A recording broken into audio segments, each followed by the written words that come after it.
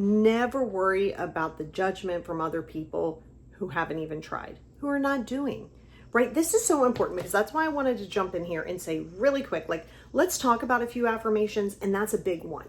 That's a huge one, is judgment. Judgment of other people is going to come when they haven't even tried, right? And remember, that judgment is 100% always a reflection of them. It may not align with their moral beliefs. That's okay. It may not align with their core values. That's okay too. The beautiful thing is that it doesn't have to. The issue arises when people feel comfortable to judge people based on their own core beliefs. You can say it doesn't align with me. You know, I had somebody not fairly recently say, well, don't you judge people? Like, isn't that just a normal thing to do? I literally don't judge anybody. And people are like, well, how?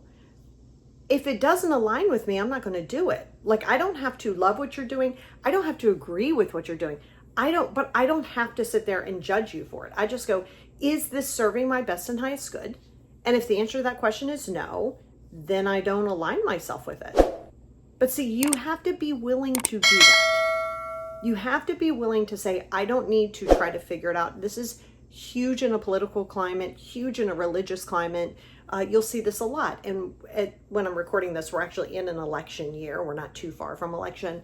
It has gotten just out of control, right? And listen, you're allowed to believe. I definitely have my own, but I'm not going to inflict it on anybody else because I'm not going to judge you for it. If it doesn't align with me, it doesn't align with me. So I might not have you in my circle. I might not talk to you. I might not, I don't know, care about anything that you say or do around me.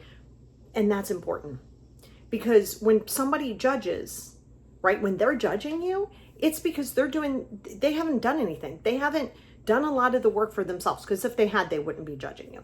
They haven't done so many things, and here they are judging you based on the fact that they're not willing to step out of their comfort zone, because for so long they've been told this is how you conform, this is what you're supposed to do, you have to get married, you have to stay in that marriage no matter how bad it is, for better, for worse. And you're like, okay, that's why they don't say for that anymore, right? There's certain things that are very antiquated because this has been instilled in us. So when people are judging you because, let's say you got divorced, or they're judging you because maybe you're in a same-sex situation and they don't like it and they judge it, it's because they themselves haven't tried to see things from a different perspective, and they may never. But what you're doing is you're getting yourself caught up in this headspace on worrying about what they think, but they haven't even tried anything new.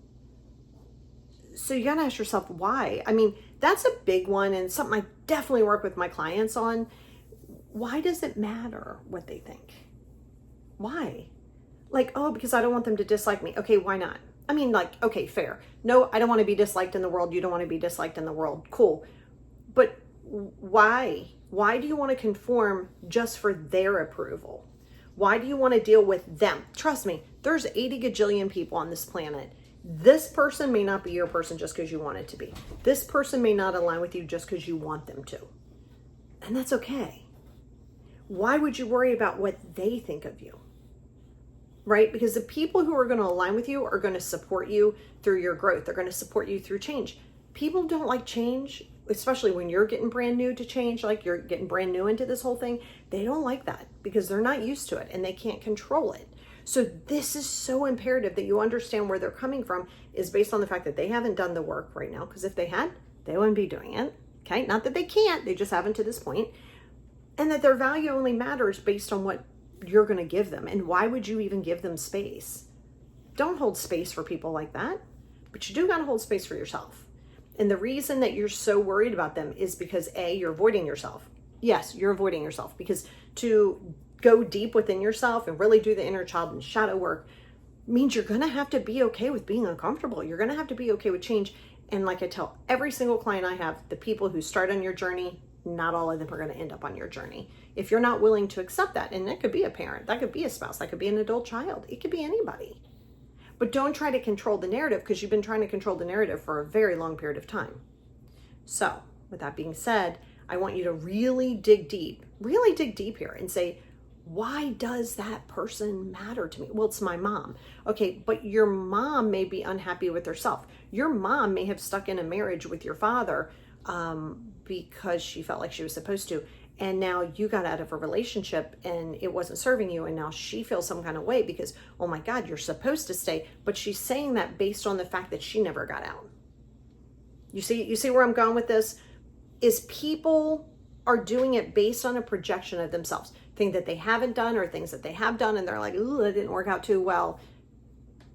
Unless you're asking for the feedback from them, like if you're like, hey, please give me some feedback, or let me know what you think, then it's all projection. I mean, even that's projection, but at least you're kind of open to it, like you're open to have a discussion about it.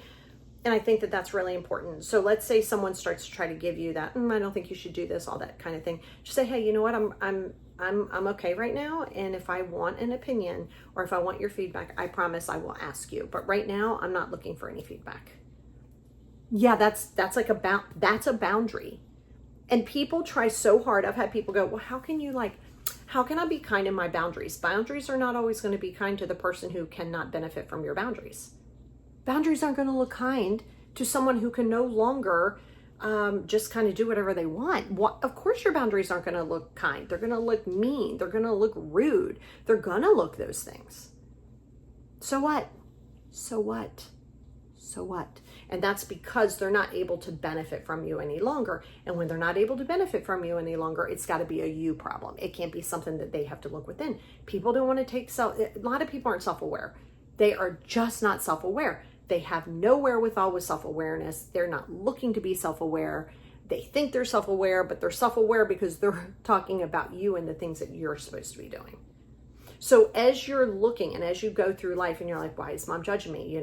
I'm never good enough for her. She's never been good enough for herself. I mean, that's an easy one. I can't do anything right with her because there's no way that you can please her. A person can't please another person. They can't please another person for themselves. They can't do it. So when she can't figure it out, it's got to be a you problem because she can't control her. So she's got to be able to control you. And this is why you don't feed into the narrative. Okay. This is why a sister, let's use another example. Let's say it's your sister and you started dating this guy and you met this guy on Match, and this guy or whomever, you met this partner person on Match. And you're like, your guys are kind of vibing a little bit, right? You're kind of like, okay, you're a couple weeks in, and your sister goes, he's going to be a nightmare. This is going to be a disaster. I'm telling you, I don't think online dating is good. Okay. Why is she saying this? Because she had a match and it did not work out for her. And it was a nightmare because you know what? That's not just online. That could be anybody. Anybody, anywhere can be a nightmare, right? But she's projecting that onto you because of her situation. Her ego is bruised. So she's trying to prevent you from going down that rabbit hole. That is not your responsibility. Your responsibility, because you didn't ask her, and her experience is going to be very different than yours. I mean, not everybody's going to have the same experience. And sometimes in life, you're going to have to kiss a couple frogs before you find the person that you think, well, okay, I can kind of tolerate you. But this is important because when you're going through that and you're worrying about their judgment, a lot of things they haven't worked on. So it's got to be a you problem. So seriously, dig deep. Ask yourself why it matters. Know that that's rooted in low self-esteem. Know that that's rooted in low confidence. And then that's what you want to heal. That's where you want to work. Don't worry about these people. These people and that feeling that you get is highlighting the areas you need to work on. So use it as a good thing. Don't get upset with them. Use it as like, ooh, these are my pain points I need to work on. So you can do that. You got this. You deserve this. F that judgment.